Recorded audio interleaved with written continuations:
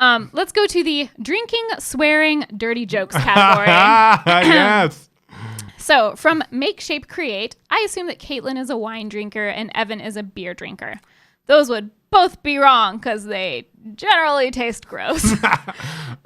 There is one wine that we enjoyed a ton on our engagement night.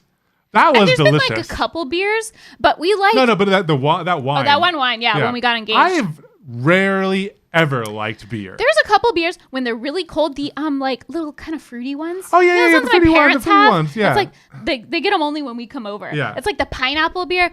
I'm sorry, I'm not even sure beer those people are those are on the fringes of beer. Yeah, and like back because we did used to go out drinking and stuff like in our earlier 20s and such, but even then we would be more likely to get mixed drinks. Yeah.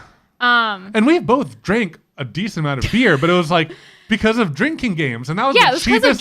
That was the cheapest thing to drink. Yeah, but like never fully enjoyed it. So gross. Thinking back on it, maybe we think it's so gross because most of our beer drinking was drinking games, like where it's always like the cheapest Natty Light or whatever, and like there's been a ping pong ball that was on the floor thrown into it. I don't know. I mean, and I think Katelyn has drank more wine than I have. I'm thinking about one story in particular that we're not going to share here. Maybe that's why I don't like wine anymore. We use more wine for cooking. Yeah. Okay, another assumption from Spider Ginger. I assumed you guys didn't drink or curse when I first started watching. Not saying it's a bad thing that you do either. So these days, I will say we don't really drink a ton. And I don't know if it's because like we're mostly just hanging out with each other and we don't really need alcohol to be like goofy or silly around each other.